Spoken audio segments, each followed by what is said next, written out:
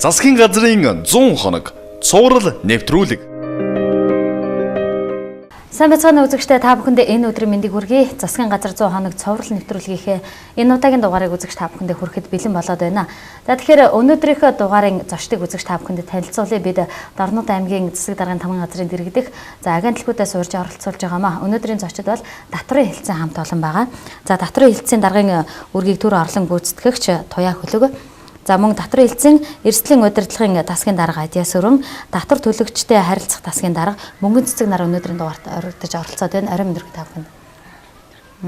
За тэгэхээр энэхүү нэвтрүүлэг маань шинжилсэн засгийн газар байгуулагдаад 100 хоног байна тийм ээ. Энэ хүрээнд жоохон яг татврын хэлтсийн хувьд ямар үйл ажиллагаануудыг зохион байгуулав, харьяа яам удирдлагын зүгээс ямар чиг үүргийг өгч та бүхэнд ажиллуулав. Шинжилсэн засгийн газар байгуулагдсанаас хойш өмнөх үйл ажиллагаанаас өөрөөр гарсан тушаал шийдрүүд ч юм уу тийм ээ.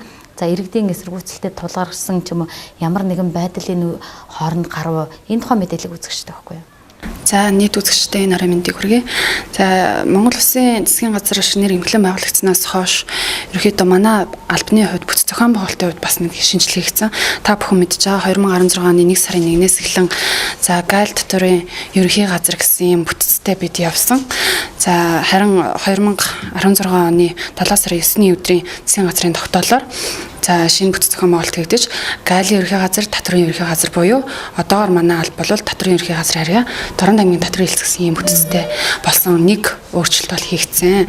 За хоёр дахь асуудлын хувьд бол шинээр эмхлэн байгуулагдсан засгийн газраас барьж байгаа бодлого маань бол ерөнхийдөө үйл ажиллагааны хөтөлбөртөө бол тусгагдсан байдаг тийм ээ. Тэгэхээр 2016-аас 2020 оны үйл ажиллагааны хөтөлбөрт татвартай холбоотой нэг хэд хэдэн заалтууд бол тусгагдсан байгаа. Нэгдүгээр үндэсний үйлдвэрлэл дэмжигч тодорхой хүрээнд салбарт үйл ажиллагаа эрхлэгч аж ахуйн нэгжийнхаа дэмжих зорилгоор 1.5 тэрбумаас бага борлуулалтын жилийн орлоготой аж ахуйн нэгжийн хувь хэмжээ төлөх татврын хувь хэмжээнд өөрчлөлт оруулах гэсэн хөтөлбөрт заалт бол тусгагдсан байгаа. За хоёрт нь бол аж ахуйн нэгжийн орлогын албан татвар болон хувийн орлогын албан татврын хувь хэмжээг орлогынх нь хэмжээтэй бол уялдуулна. Гуравт нь бол хувийн орлогын албан татврын хөнгөлөлт чөлөөлтийн асуудал гэдэг. Хөнгөлөлт чөлөөлтийг тухайн иргэний хувийн өөрийнх нь хөдөлмөрийн өсний доод хэмжээтэй уялдуулж өгнө гэсэн иймэрхүү заалтууд бол тусгагдсан байгаа. Ерөнхийдөө засгийн газраас барьж байгаа бодлого маань жишээ чиглэж байгаа. За тэгвэл танай байгууллагын зүгээс тийм ээ иргэд аж ахуйн нэгжийн тал дээр дэмжих тал дээр ч ямар ажилладаг зохион байгуулсан. За мөн засгийн газрын 2016 оны 8 сарын 3-ны өдрийн хуралдаанаас гарсан шийдвэрээр Монгол Улсын хэмжээнд за хугацаанд татвар төлөөгүй тэгээд татвар төлөгчдийн харилцах банкнд татвар албанаас тавьсан хаалтыг бол ер нь авах шийдвэр гарсан. 3900 улсын хэмжээнд бол 3993 татвар төлөгчийн дансны хаалтыг бол нээсэн. За манай Дорнод аймгийн хувьд бол 20 татвар төлөгчийн харилцах банкнд дансны хаалтыг бол нээсэн. Энэ маань бол эргээд нөгөө татвар төлөгчийн маань хувьд хэвийн үйл ажиллагаа явуулах тийм ээ бизнесийн хувьд дэмжлэг үзүүлэх эрхсэн орчны хувьд бид нар бол тэр тал дээр нь бас нэлээд ахицтай үйл ажиллагаа болсон гэж бодож байгаа. Ер нь нэг алхам маань л тэр болсон л та. За баярлалаа. Тэгэхээр ер нь одоо энэ нөөтийн урамшуулал бол явагдаад эхэлсэн байгаа тийм ээ. Нөөтийн урамшуулалтай холбоотой ямар үйл ажиллагаануудыг зохион байгуулж байна. Энэ урамшууллын систем ер нь яг ямар хөө явцтай явагдаж байна. Иргэд хэр оролцож байна вэ? За нэмэгдсэн уртын албан татварын урамшууллын систем хэрэгцээр өнөөдөр эхний 9 сарын байдлаар буюу одоо засгийн газрын 100 хоног дээр бол манай татврын хэлцэд нэмэгдсэн уртын албан татварын суудхан төлөгчөөр бол 480 аж ахуйн нэгж иргэн бол бүртгэлтэй байдаг. Энэний одоо 98.9% нь бол манай урамшууллын системд бол холбогдсон байгаа.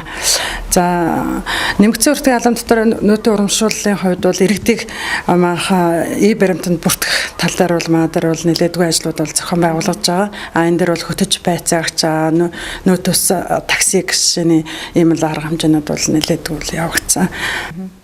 Тэгэхээр энэ нэмэгдсэн өртгийн албан татварын одоо энэ урамшууллын систем бааш тийм ээ. Үүнтэй холбоотой иргэд ер нь хэр мэдж гэнэ үү, сургалт сурчлагаа хэрхэн явуулж гэнэ үү?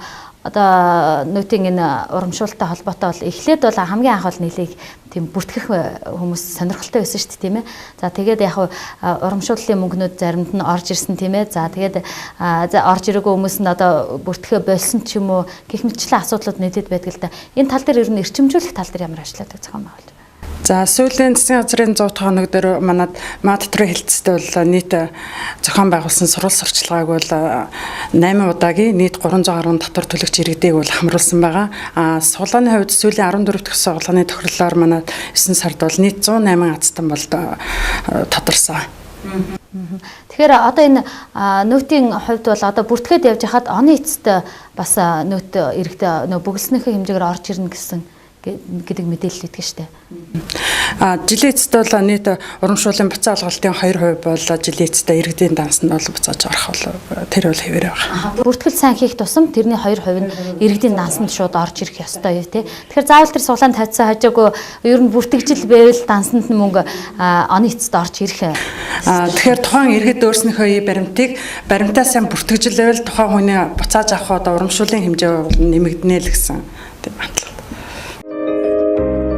Засгийн газрын 100 хоног цуврал нэвтрүүлэг. За тэгэхээр одоо энэ нөөтийн баримттай холбоотой асуухад ер нь төлбөрийн баримтыг одоо хүмүүс бүртгээд эхэлсэн байгаа тийм ээ. За тэгэхээр зарим дэлгүүрээс бараа худалдан авахад баримт өгөхгүй байна гэсэн гомдол бас их гардаг шүү дээ. Энэ дэлгүүр баримт өгөхгүй шүү дээ. Бид нар мэдээж худалдан авалт хийж амж нөөтийнхаа баримтыг бүртгүүлмээр байна. Мэдээж оны эцэст урамшууллаа авмаар байна. Бас суглаанд оролцмоор байна гэдэг юм уу те. Тийм гомдлууд их ирдэг. Энэ тал дээр ямар арга хэмжээ авч байна? Нөөтийн урамшууллын системийг хэрэгжүүлж гиснээс хойш иргэд маань бол маш идэвхтэй оролцож байгаа. Энэ дээр бол бас манай зүгээс хийсэн сургалт сурчлага бас нэлээд үр дүнгээ үзүүлж байгаа гэж бид нар бодож байгаа. Нөгөө талаас бол иргэдээс л энэ гомдол дээр манай зүгээс яг хуулийн яг нэмэгц зөрчил албан татварын тухай хуулийн дээрээ бол нэмэгц зөрчил баримт өгөхгүй байгаа. Суудган төлөгч гэдэг байгаа. Яг нөө төлөгч бидний хууч ярьж ирсэнээр эднэрт бид нар торгуулийн арга хэмжээ, борлуулалтын орлогоос шууд тавьчих арга, хариуцлага арга хэмжээ авах заалттай.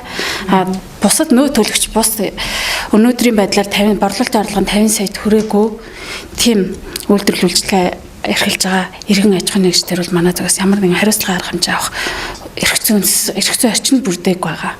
Энэ талаар бол бид нэр судалгаа хийж ажиллаад татварын ерөнхий газрынхаа хууль зүйн хэлтсэн нөөцийн ажлын нэг хэсэг байдаг. Эднэртэй бол ер нь саналаа хөрвүүлээд ажиллаж байгаа. Яг энэ дээр одоо манай зүгээс бол одоо та нар баримтаа олох хэрэгтэй, төлбөрийн баримтаар иргэдэд үйлчлэх хэрэгтэй гэдэг шаардлагыг бол бүхэл аж ахуйн нэгж иргэдэд хөрвүүлээд одоо л ер нь баг олон дахин хөргөссөн. Тэгээ энийг бол өөрөөр манай дээр л ажиллах цаашдын хуулийн эрх зүйн орчин байхгүй учраас саналаа хөрвүүлэл захиргааны зүгээс ямар нэгэн торгуулийн арга хэмжээ авдаг тийм орчинг бүрдүүлж өгөөч л гэсэн санал хөрвүүлэл байж байна. Тэгээ энэ маань зүгээр санал хэлбэрээр явж байгаа дээ яаж одоогийн байдлаар зүгээр шаардлага тавиад л явж байгаа юм байна тийм ээ. Манайхаа зүгээр шаардлагатай баримтаараа үйлчлэл гэдэг шаардлагатай байна. Тэрнээс одоо нэг хүмүүс ирээд би баримт олохгүй байна, та нар баримт өгөхгүй байна гэхээр манайхаас л одоогоор авах ямар нэг арга хэмжээ бах.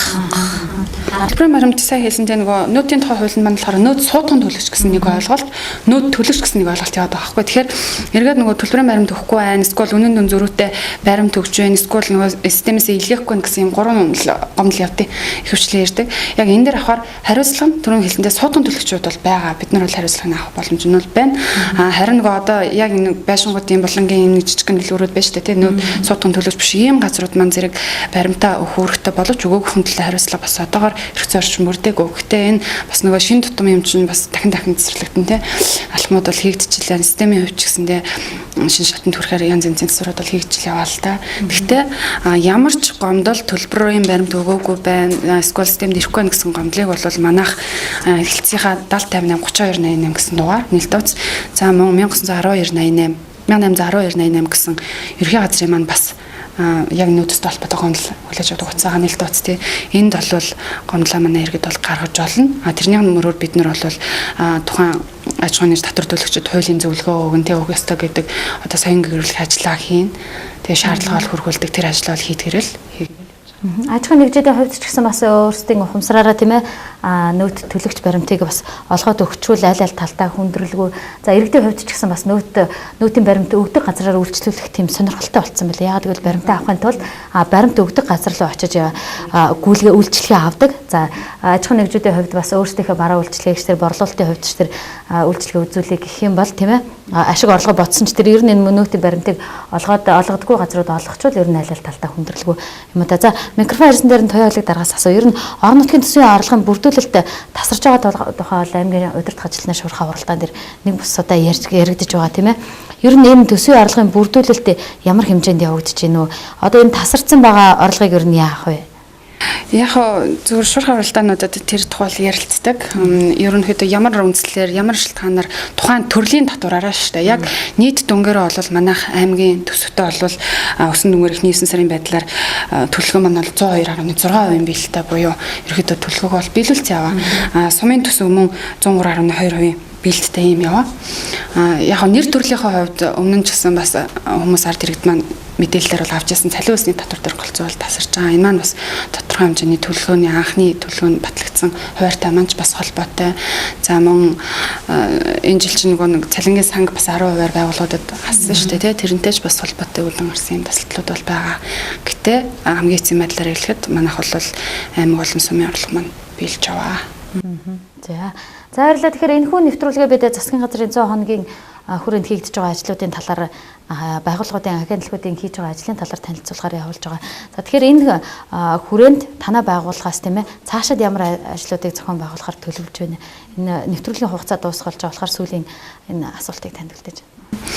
За яг Монгол Улсын засгийн газар эмнэлэг байгуулагдсантай холбоотой 100 дахь хоног дээр бол арга хэмжээ зохион байгуулан тухайн салбартай холбоотой ямар бодлого шиглэл байна түүнийг сурталчлах талаар одоо тодорхой төлөвлөгөөний дагуу ажил зохион байгуулаа гэсэн ерөнхий чиглэл яваа Монгол Улсын хэмжээнд. За үүнтэй холбоотой манай татрын ерөнхий газраас ч мөн бидэнд чиглэл өгсөн. За аймгийн засаг даргын захирамжаар томилогдсон ажлын хэсэг бас байгаа. За энэ ажлын хэсэгт манай бүх агентлагууд бол оролцоод явж байгаа тийм.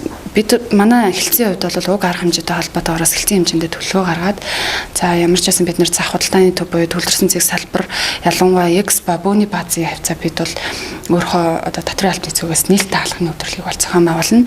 За мөн аймгаас одоо аймгийн засаг даргын 5 газраас бол зохион байгуулдаг нээлттэй хаалганы өдрөлөгт бол оролцсон. За мөн түрүүн ярьсан нэмэгдсэн өртгийн албан татрын урамшууллын системийн талаар хувийн орлогын албан татрын тухай хуулиараа аж ахуйн нэгж байгууллага за мөн оюутнууд Дорн их сургууль болон политехникийн оюутнууд ерөнхий боловсролын сургуулиудад сургалтыг бол зохион байгуулна.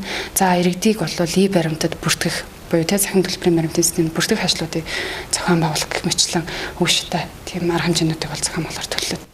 За тэгэхээр иргэдийн ярианы төгсгөлд эргэлзэг одоо дуусгууруулах гэдэг юм уу те эргэлзэг тайлах үүднээс сүүлийн удаа асуухад ер нь шинжилсэн засгийн газар байгуулагдсанаас хойш одоо татрын байгууллагын хувьд өмнөх үйл ажиллагааг тасалтуулсан тийм ээ хансан тансан хассан иргэдийг хохироосон ямар нэгэн тийм тушаал шийдвэр гарсан уу? Одоогор бол ямарваа нэгэн тийм тушаал шийдвэр бол гараагүй. Ер нь яг манайх бол манай байгууллагын хувьд бол Монгол Улсын тийм төсвийн орлогыг бүрдүүлэх үндсэн чиглэлтэй энэ үндсэн чиглэлгэж бас хэрэгжүүлж яваа хэвээрээ байгаа. Сургууль сурталчилгаа зохион байгуулах татрын үйл тогтоомжуудад хяналттай байх энэ чиглэлгүүдээ бол хэвийн одоо хэрэгжүүлж яваа. За баярлалаа ингээд цаг зав гарган хөрөлцөн ирж миний асуултанд хариулсанд. За үзэгчдээ ингээд засгийн газар 100 хоног цоврал нэвтрүүлгийн энэ удаагийн дугаар үгээр өндөрлөж байна. За бид та бүхэндээ энэ удаад татрын хэлцээ хамт олныг ойролцуулж за татрын албаны зүгээс ямар үйл ажиллагаа зохион байгуулж явуулж байгаа энэ хугацаанд ямар ажлуудыг хийсэн цаашид ямар ажлыг хийх талаар мэдээлэл өглөө нэвтрүүлэгтэй хамтсан үзэгч та бүхэнд баярлалаа. Засгийн газрын 100 хоног цоврал нэвтрүүлэг